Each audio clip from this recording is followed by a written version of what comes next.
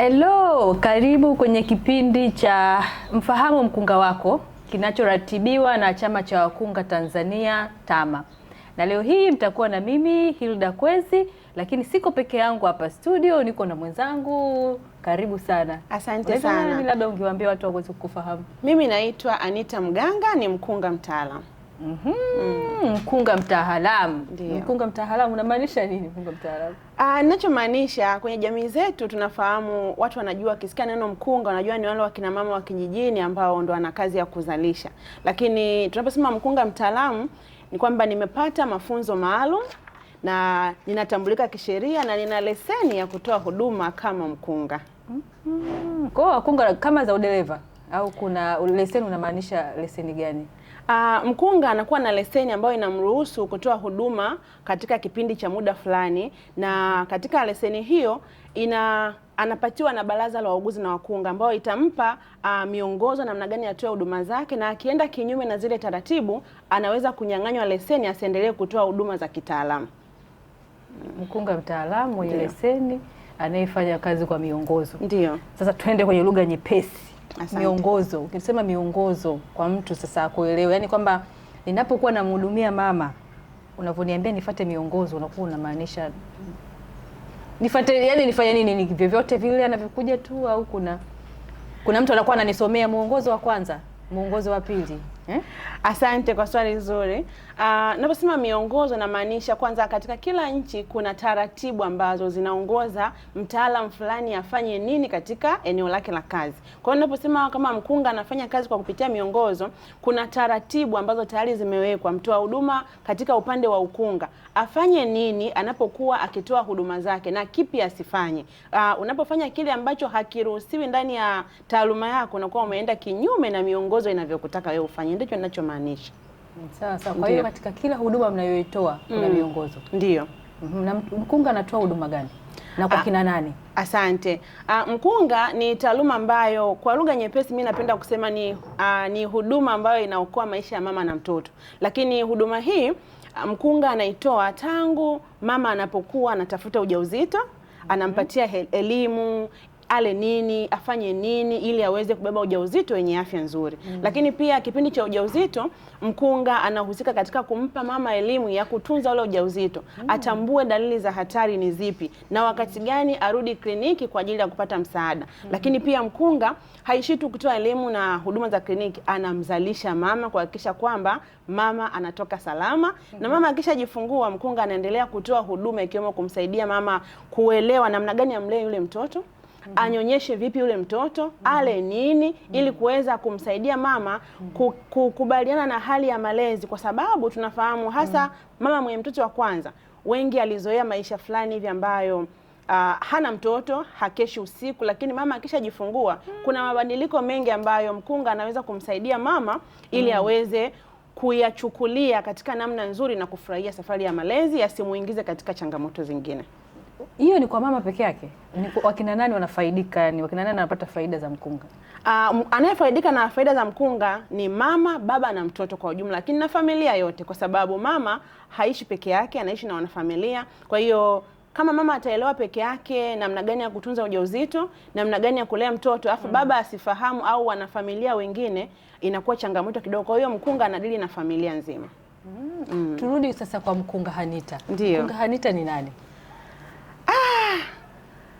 Mimi ni mtoa huduma kama nilivyosema, ni mkunga ambaye ninafanya kazi katika halmashauri ya wilaya ya Bahi mkoani Dodoma, katika zahanati moja inaitwa Isanga. Ndio. Hongera sana.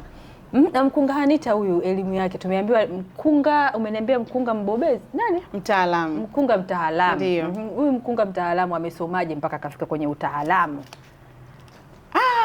Historia yangu ya kuingia katika ukunga imeanza mwaka 2012 ambapo kwanza nilianzia, tunazungumzia miaka 13 nyuma hapo. Ndio.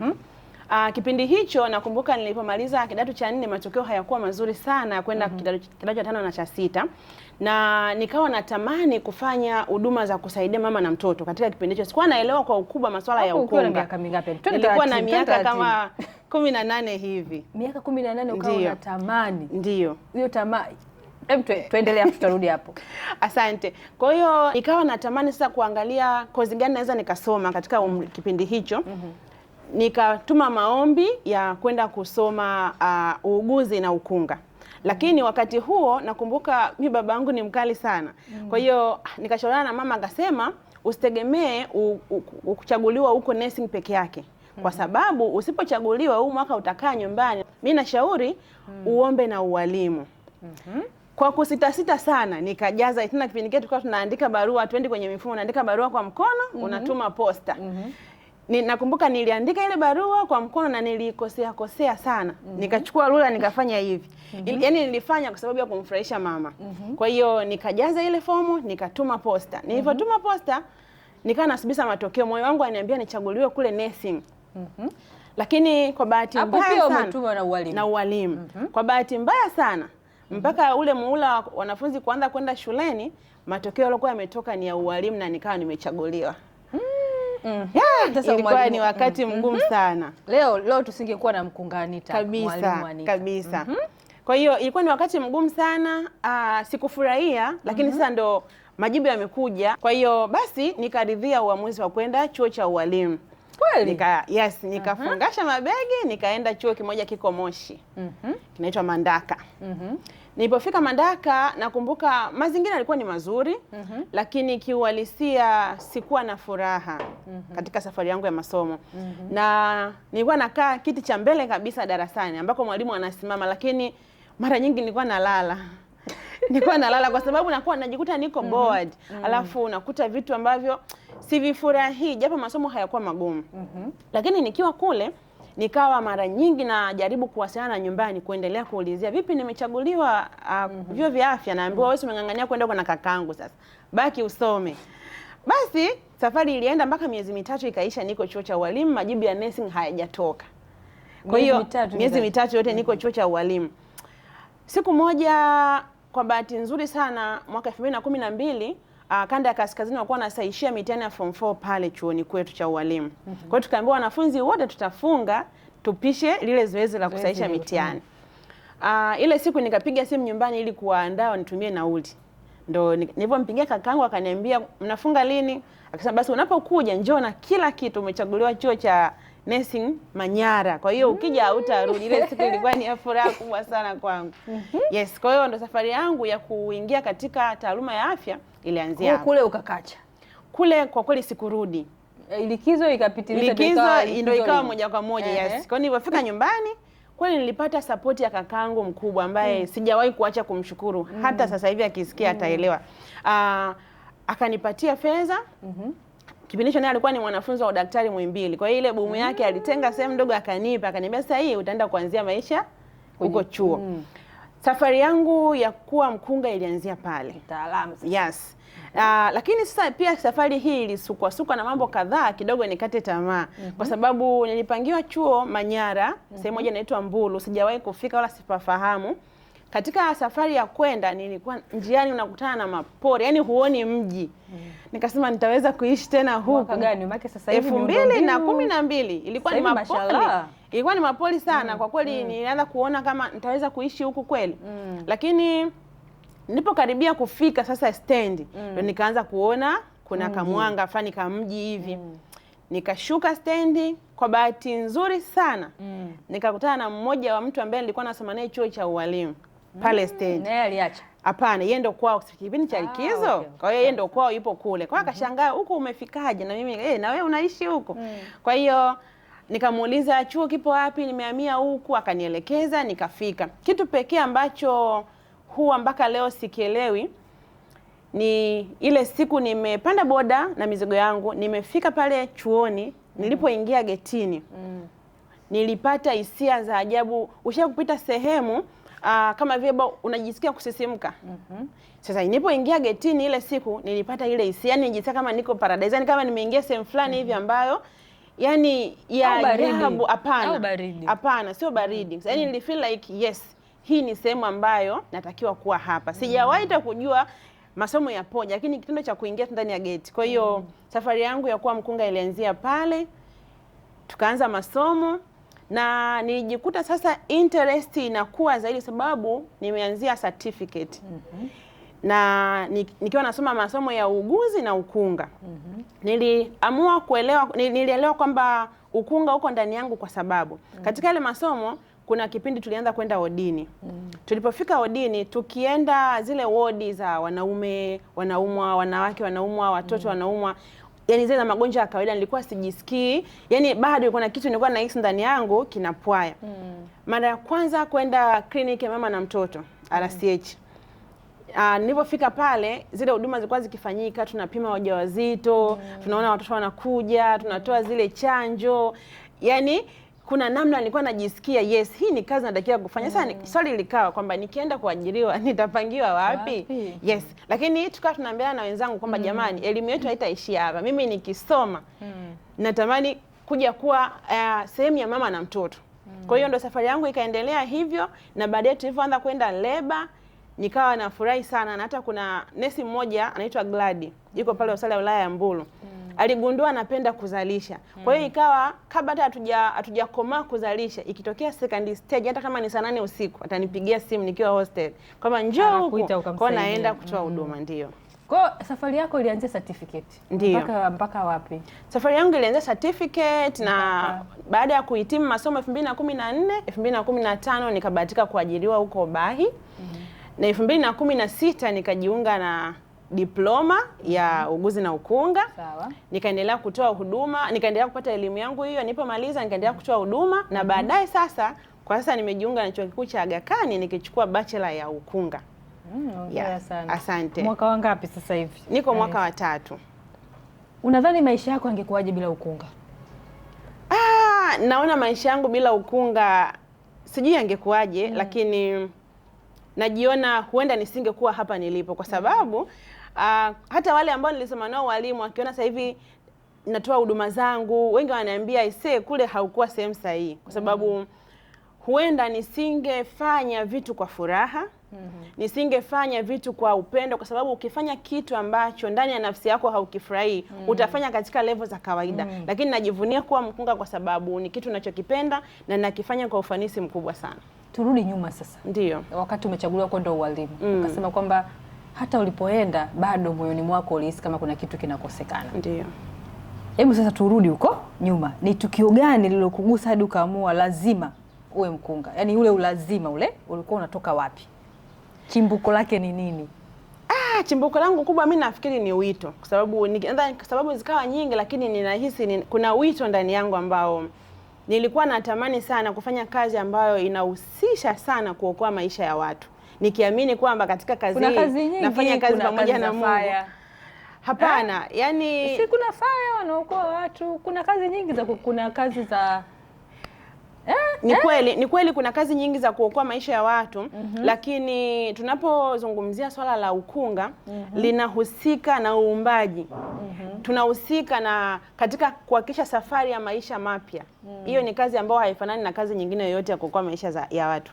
Kwa hiyo nilikuwa natamani kuhusika kikamilifu katika kuhakikisha swala zima la uumbaji wa Mungu, nikiamini tunafanya kazi pamoja na Mungu kwamba ninahusika katika kusaidia mama abebe ujauzito salama, ninahusika katika kumfanya awe na ujauzito wenye afya, na anapojifungua ninafurahia kuona ile maisha mapya. Hapana. Zamani wanasema ukisoma afya unaajiriwa haraka. Sikuwa ajira nje. Hapana. Kipindi hicho nakumbuka ualimu ndio ilikuwa ajira nje. Kweli? Kabisa. Mwaka gani? Miaka 2012 kurudi nyuma. Mimi nakumbuka elimu. Sikuwa na hiyo interest ya ajira haraka kabisa. Yaani ni kitu ambacho nilikuwa nakifanya. Tukirudi katika maisha yako ya kazi sasa. Na toka tukianzia Bai mpaka sasa hivi. Ndio. Tunajua midwife Anita, wewe bwana, tukienda kwenye mitandao ya kijamii tunakuona huko mitandaoni. Kila sehemu Anita. Sitaki kufika huko. Lakini natamani kujua safari yako ya kwanza kabisa kumpokea mtoto. Ulipomsikia mtoto analia, wewe kama Anita sasa, ni nini moyoni mwako ulijisikia? Yaani moyoni mwako ulijisikiaje? Asante. Safari yangu ya ya kuokoa maisha au ya kumuona mtoto kwa mara ya kwanza. Kwanza kabisa sasa umeenda labor pale ndo umedelivisha bila kuwa assisted. Okay. Bila kuwa na mwangalizi pembeni. Wewe sasa kama mkunga. Kuajiriwa, siku ya kwanza naingia kazini. Nakumbuka ndio siku ambao pia ilikuwa ni mara yangu ya kwanza kama mwajiriwa kupokea mtoto kwa mara ya kwanza. Ilikuwa majira ya jioni hivi, akaja mama akiwa katika hali ya uchungu. Nilienda kumsaidia na mama yule alijifungua. Haikuwa rahisi sana kwa sababu pia ukizingatia nimetoka shule, ndo ajira ya kwanza, ndo siku ya kwanza kazini. Nilikuwa na dada mmoja ni mhudumu wa afya pale. Niliweza kumsupport yule mama akajifungua. Mtoto alivyotoka akalia. Mimi nilijiona nimepata ushindi mkubwa sana. Yaani niliona mama na mtoto wako salama, mama ameshika mtoto wake, anatabasamu. Kwangu niliona ni ushindi mkubwa sana. Nilifurahia sana hilo tukio.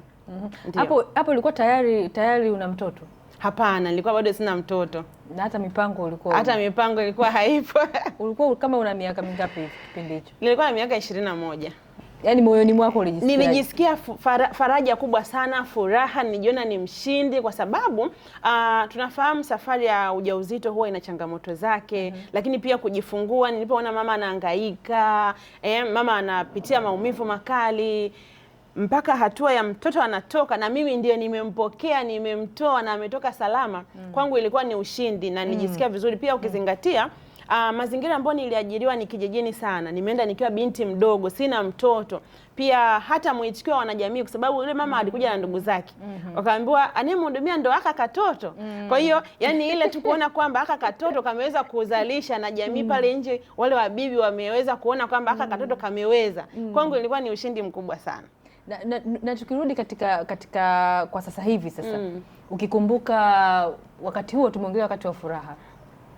Umejifungua salama, ukafurahia mtoto akalia. Sasa turudi katika huzuni.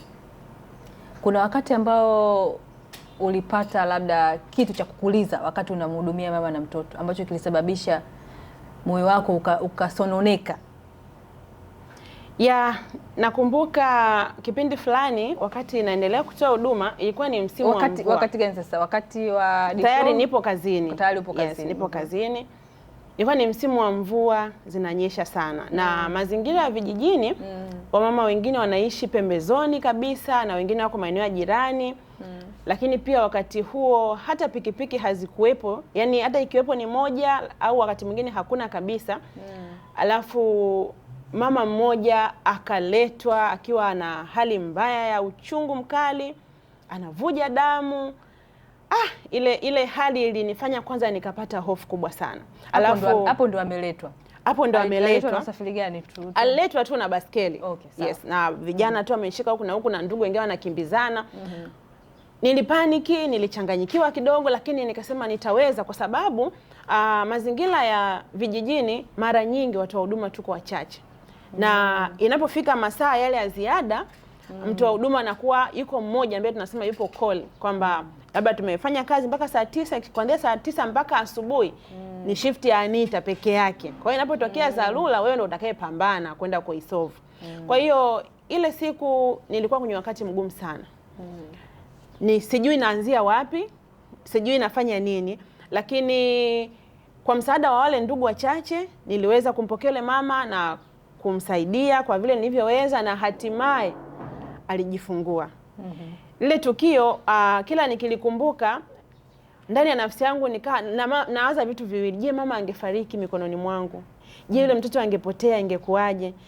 Na niko mwenyewe, yani kuna namna ya kujitetea, sijui unaelewa, inaleta changamoto kidogo. Kwa ile siku nililia kwa huzuni, lakini nililia kwa furaha pia kwamba licha ya changamoto ambazo zilinikuta katika usiku ule, bado Mungu alikuwa pamoja na mimi tukaokoa maisha ya yule mama. Na umesema ulikuwa mwenyewe? Nilikuwa mwenyewe. Kwa ndugu walitoa msaada gani? Umesema kwamba walikusaidia, yani tunatamani kujua tu pale, yani uwepo wa ndugu kwa sababu kwa mazingira kama hayo kuna wakati unahitaji mazingira ya zahanati, huku ni leba, vifaa vingine viko ng'ambo ya pili. Kwa hiyo kitendo cha kusema mama anachanganyikiwa hapa, mama anavuja damu hapa, unamwacha mwenyewe kabisa uzunguke kule nyuma, uweze jua nini kitatokea. Kwa hiyo ndugu walikuwa pale kuhakikisha kwamba hata wanatoa support ya kumtazama tu kwamba niende kule nyuma nikachukue ile ya kuwekea drip, niende kule nyuma nikachukue kanyula, niangalie plaster iko wapi, kwa sababu kituo kidogo, vifaa unakuta vinatembea, plasta ya leba unakuta saa nyingine ipo kule chumba cha vidonda. Kwa hiyo ile namna ya kuhangaika hata ukachukue hichi kwa ajili ya kumwekea drip, ndugu walitoa msaada kuhakikisha wako na mgonjwa mpaka tunafika hatua ya kuweza kumsaidia pamoja na mama akavuka salama. Au kufikiria kuacha kazi, kufanya kazi kwenye mazingira, yani utoke sasa huko ulipokuwa kwa kipindi hicho, kulingana na hizo changamoto, labda ungetamani mimi ningekuwa katika hospitali kubwa, yani matamanio yako yakubadilika? Nilitamani tangu siku ya kwanza nafika pale kijijini. Nilitamani kwa nini nisiame kituo, kwa sababu kufanya kazi mazingira ya pembezoni ni changamoto kubwa sana. Unajikuta kama nilivyosema, unaweza kuwa muda mwingi uko peke yako na hakuna off, hakuna sema kama leo nitapumzika. Yaani unafanya kazi masaa 24 siku 7 za wiki. Yaani muda wote uko standby, lolote linaweza likatokea. Na huko ulikaa kwa miaka mingapi? Miaka 10. Yeah. Nimekaa kwa miaka 10. Miaka 10 bila kufikiria kuondoka, au ulikuwa unakosa nafasi? Ninakosa nafasi. Nimefikiria sana kuondoka, lakini nikakosa nafasi. Kwa hiyo ikafika mahali nikakubaliana na hali, nikafurahia mazingira na hatimaye nikaweza kuendelea kutoa huduma. Tunajiuliza, wakunga wangapi wako huko wanatamani kuondoka? Sasa Anita, imagine ndani ya miaka 10 umeokoa maisha ya kina mama wangapi?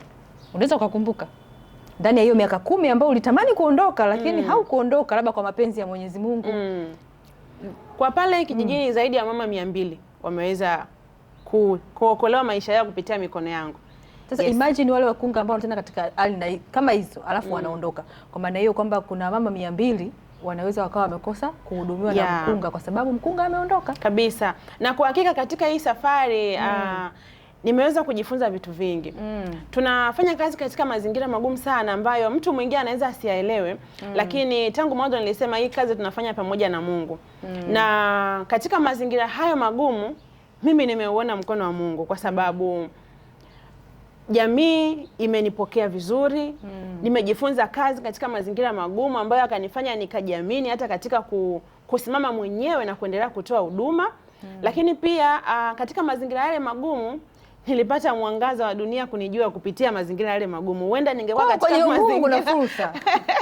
Huenda ningekuwa katika mazingira fulani mazuri yana watu wengi, vifaa vingi. Hakuna mtu ambaye angenijua. Wanasema kuna usemo unasema kwamba sio mmea unaofanya nini unachipukia, unachomoza kabisa, unapitia misukosuko. Kwa tunasema Anita ni mkunga yule ambaye amechomoka kutoka kwenye mazingira magumu. Kabisa. Yani mazingira magumu asingetoboa. Ninaamini bila mazingira yale magumu huenda leo nisingekuwa midwife Anita ambaye wengi wananifahamu. Lakini mazingira yale ya miaka hiyo 10 iliyopita serikali imefanya vitu vingi na tunaviona kabisa. Sasa turudi katika uhalisia. Wewe kuna mabadiliko yote ambayo umeyaona toka kipindi hicho cha nyuma miaka 10 na sasa hivi? Mimi nimeyaona. Sasa nataka nikusikie wewe ambaye ulikuwa unafanya kazi kwenye mazingira hayo. Mabadiliko nimeyaona kwa sababu mwanzoni kabisa tulikuwa tunatoa huduma katika, kwanza tulikuwa hatuna hata umeme pale kituoni. Mama anakuja usiku, inatarajiwa tochi au simu yako ndio itoe mwanga uweze kumhudumia mama. Nifanya kazi katika mazingira hayo. Lakini kwa sasa hivi tunashukuru angalau umeme umefika. Lakini pia nimefanya kazi katika mazingira ambayo kituo ile facility hakuna maji. Mama akija kujifungua ndugu zake waje na maji kichwani, kama ndio hayo tuyatumie kusafisha leba. Na kuna wakati mama anavuja damu nyingi, leba inachafuka kule, mazingira ya chooni yanahitaji maji. Kwa hiyo ndugu waje na maji ili tuweze kuweka mazingira yetu ya kituo salama. Lakini angalau sasa hivi twende kwenye usalama sasa, kwa sababu kama tulivyosema ndio tunasimamia kwenye chama cha wakunga Tanzania. Usalama wako kama mkunga unakuwaje kwenye changamoto kama hizo, especially za maji na mazingira magumu kiasi hicho? Usalama wako wewe mkunga? Usalama wangu sio mkubwa sana, lakini kwa sababu ni sehemu ya kazi na tuko pale kuokoa maisha ya mama na mtoto, wakati fulani unashindwa kukimbia uhalisia. Kwa hiyo tunajikuta tunafanya kazi katika mazingira hayo hayo, tukijitahidi tu kuweka uangalifu zaidi ili mimi niwe salama, lakini huyu mama na mtoto watoke salama zaidi, kwa sababu ndio furaha kubwa ya mkunga. Nimejifunza kitu Anita, kwa kweli. Katika mazingira hayo magumu bado nataka tupate kitu. Kuna kipindi ambacho ulimpoteza mama au mtoto au wote wawili kwenye mazingira changamoto za namna hiyo? Sikuwahi kumpoteza mama katika kipindi cha miaka hii 10, lakini nimewahi kupoteza mtoto. Na mtoto alipotea katika mazingira ambayo kwanza mama alikuja kujifungua. Mazingira vijijini, natamani uelewe kwa mazingira vijijini, mama wengi hapendi kukimbizana kuja kliniki hospitali mapema anaposikia uchungu. Na mara nyingi mazingira vijijini, kwa sababu ya ufinyu wa vifaa, unakuta unapokuwa clinic unamshauri mama kwamba ujauzito wako huu unaweza kuleta changamoto, hivyo ninakushauri unapofika miezi ya kujifungua panga kwenda kujifungua kituo cha afya au hospitali kubwa mjini.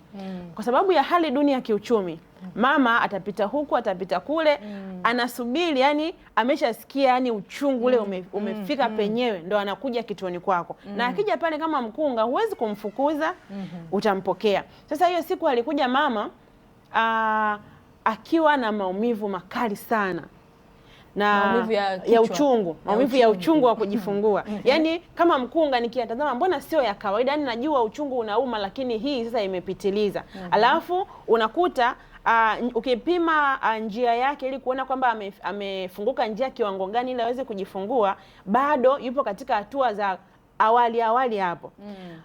Basi mama yule alipitia ile maumivu, naendelea kumsaidia kupima mapigo ya mtoto, kuendelea kumfanyia masaji, kuendelea kumtia moyo.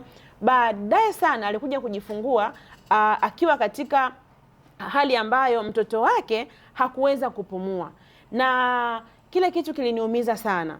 Ndipo nikachukua jukumu la kukaa na mama na ndugu wachache pale kuuliza nini kilitokea, kwa sababu mimi ule uchungu niliuwekea mashaka. Ndipo nikaja kugundua mama akiwa nyumbani alipewa dawa za kienyeji ili kwamba sasa uchungu uende haraka haraka, akifika ajifungue, changamoto zisitokee. Kwa hiyo ile hali kwangu mimi iliniumiza, kwa sababu ni kweli mama huenda alikuwa ana nia njema ili aepuke kwenda mjini ajifungue, lakini kitendo cha kupoteza mtoto kwangu kiliniumiza sana. Ukizingatia nafahamu safari ya ujauzito inavyokuwa ngumu, lakini pia mama amemaliza miezi 9 yote, afu leo dakika moja tu imefanya apoteze mtoto. Kwa kile kitu kiliniumiza, kilinivunja moyo, lakini nilijifunza pia kwamba kuna haja ya kuendelea kutoa elimu na kuwasaidia wanajamii ili waepukane na hivi vitu kwa ajili ya kuokoa maisha yao wenyewe na watoto pia. Kwa hiyo taarifa ulirudishaje kwa mama kwamba mtoto wako amefariki, labda kwa sababu umetumia dawa za kienyeji, au uliwasiliana vipi na mama sasa? Katika utoaji wangu wa huduma na wenzangu pale kituoni, kwenye hicho ulichotuambia kwamba mama baadaye mkagundua kwamba mama mtoto alipotea, lakini sababu ni nini? Ni ile dawa alizotumia. Sasa mlirudishaje taarifa kwa mama? Ndio nasema kwamba mara nyingi katika utoaji wangu wa huduma pamoja na wenzangu pale kituoni huwa hatutoi sisi kama sasa, mimi kama mimi. Mara nyingi tunapenda hata ndugu mmoja, yani kuna namna anakuwepo akiangalia ile zoezi linavyoendelea. Kwa hiyo hata mtoto alipotoka akiwa katika ile hali ya kushindwa kupumua, ameshalegea sana, amechoka, ndugu aliona. Kwa hiyo Anita, tunarudi kwa uzoefu wako. Ni ugumu gani wa kazi hii watu wa mjini unatamani wa ufahamu? Watu wa mjini maisha kwamba wakunga wanaofanya kazi kwenye maeneo ya mijini town. Asante. Kwa hakika watu ambao tunafanya kazi maeneo ya pembezoni tunapitia ugumu mkubwa sana, lakini bado tunasimama imara. Ugumu ambao natamani watu wa mijini waelewe, kwanza tunafanya kazi katika mazingira magumu, hasa hata katika mazingira tunayoishi sisi. Unajua mtu wa huduma anapoenda kutoa huduma nzuri inategemea pia ametoka katika mazingira gani. Mimi kwa mara ya kwanza nimekaa nyumba ya tope. Nakaa nyumba ya tope, ina mijusi, hakuna umeme, lakini natakiwa nikatoe huduma nikiwa na tabasamu na hali nzuri. Kwa hiyo tunapitia ugumu wa kimazingira, lakini pia nimekaa mazingira ambayo upatikanaji wa maji safi na salama ni shida. Yaani unatuma mtu kilomita nyingi kukutafutia dumu moja la maji ili ndio unywe. Maji ya kisima kama imeshiwa mchele yale tunatumia. Lakini pia kufanya kazi mazingira ya kituo ambacho hakuna umeme wakati mwingine, lakini vifaa vya kujifungua. Nimepitia mazingira ya kufanya kazi, mama anakuja kujifungua, hakuna mpira wa kuvaa mikononi hata mmoja. Inatakiwa mama akanunue. Nimepitia mazingira hayo, naamini na wakunga wengine wa pembezoni wanapitia. Lakini pia vifaa vile vya kuokoa maisha ya mama na mtoto. Kuna wakati changamoto inajitokeza, mama anavuja damu nyingi, huna uwezo wa kumwekea damu. Jamani, hayo amepitia. Kwa sasa hivi tunaamini kwamba serikali yetu kuna vitu vingi sana wamefanya kuhakikisha kwamba vinaondoka. Ndio. Sasa turudi katika mazingira ya mjini. Kwa sababu umetoka kule, umerudi sasa hivi mjini. Unajisikiaje sasa kufanya kila kitu kipo? Umesema unasoma wapi? Chuo Kikuu cha Aga Khan. Aga Khan. Umeenda skills lab, kuna kila kitu, kuna mnatumia gloves nini? Yaani kila kitu kipo. Wewe how do you feel? Yaani unajisikiaje? Uzoefu niliopata baada ya kufika mjini sasa na hata baadhi ya hospitali za hapa mjini, nimeweza kuona kwamba kufanya kazi katika mazingira ambayo upatikanaji wa vifaa vya kutosha upo, timu ya kutosha inapotokea dharura ipo, inaongeza kwanza mkunga kujiamini, lakini pia inaongeza ubora wa utoaji wa huduma na kulinda afya ya mama na mtoto kikamilifu. Kwa hiyo kufanya kazi mazingira mazuri kunaongeza tija ya utoaji huduma bora zaidi. Sasa turudi katika mazingira mazuri zaidi. Okay. Turudi katika maisha sasa ya kawaida ya mkunga, kwa sababu pia kipindi chetu kama kinavyosema ni mfahamu mkunga wako. Turudi katika mazingira ya wewe Hanita. Kwa sasa hivi tunaamini kwamba una familia au unakosea? Una watoto wangapi? Nina mtoto mmoja. Maisha yako ya kupambana sasa, unapopambana kwenye mazingira magumu kuokoa mama na mtoto, yanaathiri maisha yako ya kifamilia? Naweza kusema inaathiri kwa sababu kuna wakati familia inakuhitaji, kazi inakuhitaji. Kwa hiyo ule mgawanyo wa majukumu unaweza kujikuta umeelemea zaidi katika kuokoa maisha ya watu wengine, huku familia kwa familia yangu na familia pia kuokoa maisha yako.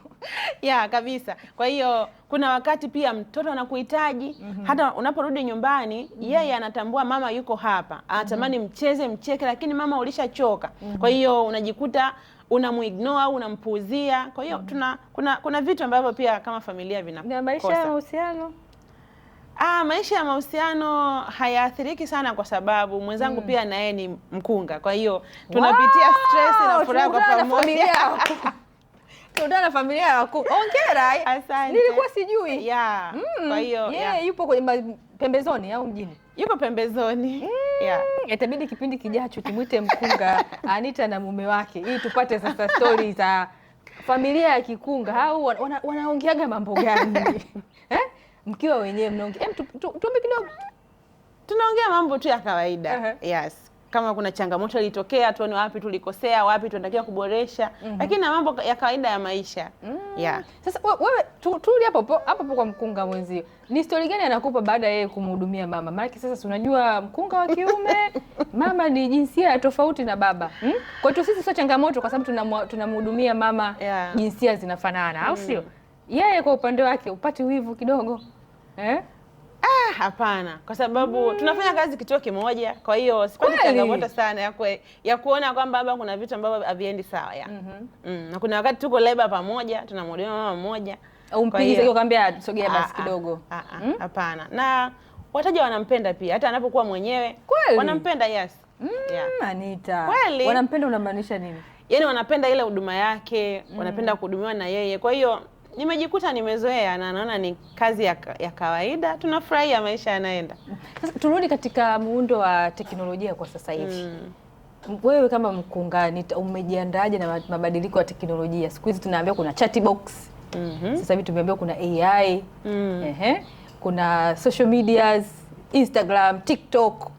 Sasa mimi ni kama mtu wa kawaida, sasa nataka nifahamu matumizi ya teknolojia kwa mkunga. Asante kwa swali nzuri sana.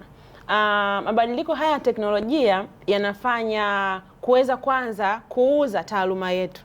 Unajua bila teknolojia huenda watu wasielewe mkunga ni nani. Lakini kupitia teknolojia tunaona kwamba wakunga tunajipambanua vizuri, tunaonyesha kazi zetu kwa ukubwa. Na nimejifunza katika matumizi ya teknolojia, hasa hii mitandao ya kijamii, tunawafikia watu wengi zaidi ya wale ambao tungeweza kuwafikia unapokuwa pale kituoni. Mfano, ninapotumia teknolojia, mimi natumia sana Instagram kama Midwife Anita. Na kule ninapitia uzoefu wa kuona kwamba kwanza masuala ya elimu za ukunga watu wanayapenda sana. Ninajikuta nikitoa posti, mfano mdogo tu, juzi nilitoa posti kuhusu hatua za ukuaji wa watoto. Posti ile mpaka sasa hivi imetazamwa na viewers 28,000. Wow. Ni siku 3 tu. Kwa hiyo sijaweza kujua nani ni nani, lakini kitendo cha elimu ndogo tu ya mkunga niloitoa kuhusu hatua za ukuaji wa watoto kimefika kwa watu wengi, hivyo inaonyesha kwamba kumbe sisi wakunga wa kizazi hiki na Gen Z kwa ujumla wanapojikita kikamilifu katika kutoa elimu sahihi kwa jamii, tunafikia watu wengi, tunauza taaluma zetu, lakini tunasaidia, sababu lengo letu ni kufanya jamii iweze kuwa na uelewa mzuri wa masuala ya afya, kuokoa afya mama na mtoto. Lakini unapata DM nyingi, maswali ni mengi. Kwa hiyo mimi naona natia shime sana kwa vijana wa sasa, tusibezi tu pale tunapotoa huduma. Tuwekeze katika kutumia hii mitandao ya kijamii kikamilifu ili tuweze kuponya watu wengi, tuweze kusaidia watu wengi, lakini inaweka utambulisho kwamba mkunga alifanya. Kwa sababu watu wananijua mimi ni mkunga, sio daktari, sio nani wala sio nani. Kwa hiyo unapofanya inatubeba sana katika kuaminika katika jamii. Teknolojia kabisa. Bila teknolojia mkunga, bila teknolojia isingejulikana, lakini pia teknolojia inatufanya tunapata fursa mbalimbali kama wakunga. Mfano wiki kadhaa nyuma nilipata fursa ya kushiriki webinar moja na watu kutoka Marekani. Walinifahamu kupitia teknolojia. Waliniona. Mkunga Anita ni mkunga kimataifa. Naweza kusema hivyo. Kwa hiyo social media zinatusaidia sisi wenyewe kupata opportunity mbalimbali. Kwa hiyo mimi natamani wakunga wa sasa tujikite pia, tufanye huduma zetu vizuri vituoni, lakini tujikite pia katika kujiuza kwenye social media, ambapo wakati mwingine itatusaidia kupata opportunity kubwa. Tutumie social media kutangaza huduma tunazozitoa. Lakini pia kuna hiyo ina changamoto zake, Anita. Unavyozidi kutangaza huduma zako, ndio unavyozidi kutengeneza wimbi la watu la kudai haki zao kwenye huduma unazotakiwa kuzitoa. Ni kweli, lakini pia sasa sisi kama wakunga tuko tayari? Mama akija wanasema kwa Kiingereza akidemand haki zake za msingi apewe kama mkunga, je, tuko tayari? Kwa sekunde chache. Asante. Mimi naamini kwamba hata kama sisi wakunga hatutatumia, uwepo wa ukuaji wa teknolojia unafanya hawa na jamii kuengage huko pia. Wanajifunza vitu huko pia, wanauliza maswali huko pia. Kwa hiyo bado hatuwezi kuzuia wao kudai haki zao. Kitu cha muhimu ni sisi kusimamia miongozo yetu, nataka tufanye nini, kile ambacho kiko nje ya utaratibu wa mkunga kukifanya tuepuke kuvifanya, ili tusichafue taswira ya mkunga.